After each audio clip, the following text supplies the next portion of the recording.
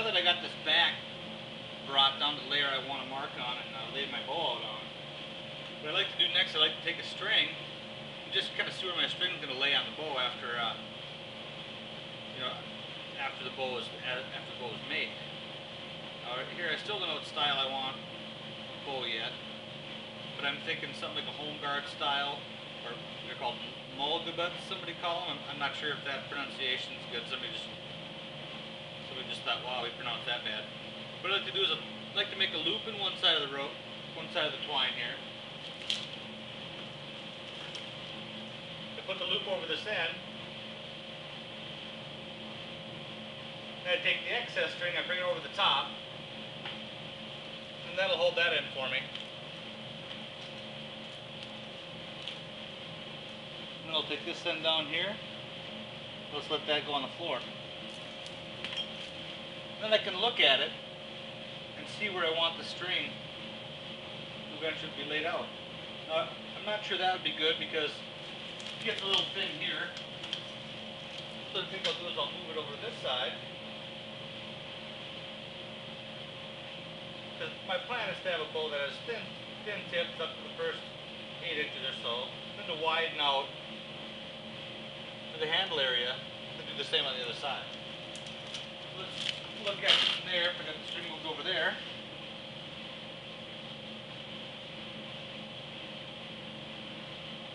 And that looks like it'd be right about good right there. So what I'll do is make sure this stays there and I got a mark on it. So I'll take a marker or a pen or whatever, pencil.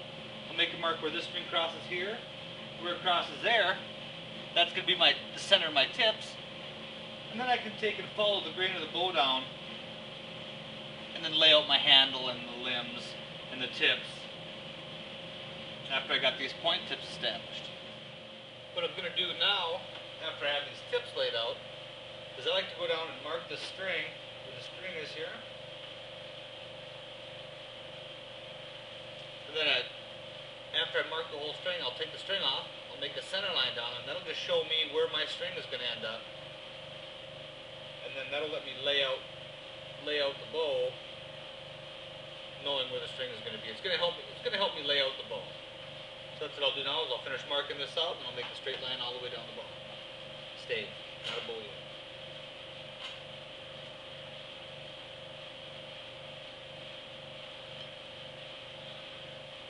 This is just a little piece of leather that I put on here to hold the string down because it's reflexed quite a bit right here, and the string was really high, so I wouldn't be able to work it.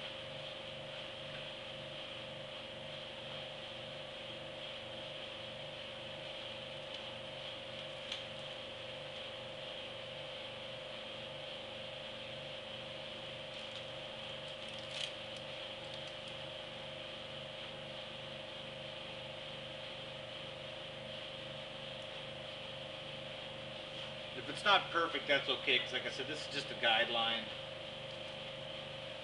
Just a guideline to kind of help you steer you in the right direction.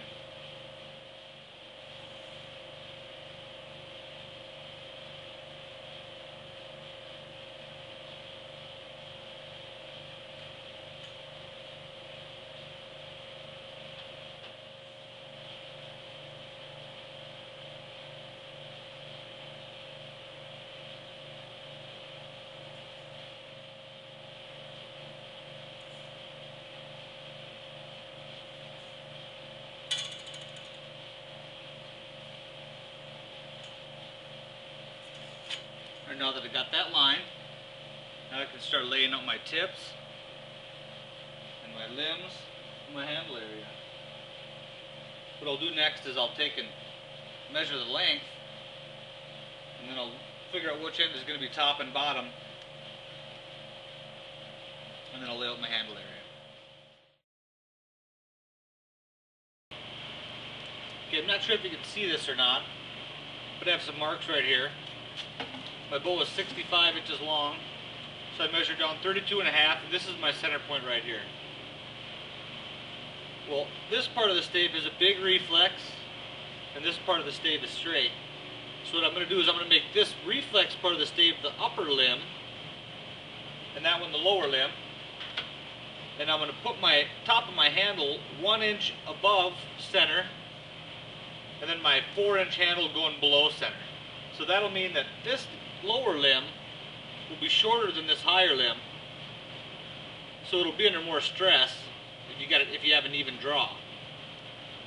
So that's why I chose the straight limb for that lower limb, and this reflex one for the top, because this one's going to have to come around too, but it's going to be under less stress, and with that reflex in the limb, it's going to be, the belly's going to be under more stress, having to bend further. So I'm just thinking that's going to be the best arrangement. So now I'll go through, I'll figure out how wide my handle is going to be. Usually like 1.5 inches, 2 inches to start with, so I have enough, and then I go down from there. And I'll lay it out with the marker. Then I'll take the draw knife or bandsaw, depending how it works out, and then I'll cut it to closer to the final dimensions. When I lay out the sides, I like to lay it out, like 1/4 inch wider than I want it, so I have plenty of room to move with the grain if I need to, or just to sneak up on it. Alright, when I laid this bow out, what I first did is I put a string from end to end to see where the tips are going to be, to get my center line. Then I decided what sort of bow shape I wanted. And in this case I wanted some wide limbs with some thin tips, so I took a ruler from this line and measured down 1 1/8 inches on each side. So I ended up with 2 1/4. I only want 2, so that gives me plenty of room to play.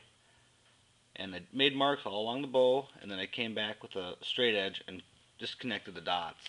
And I just did that all the way down and laid it all out.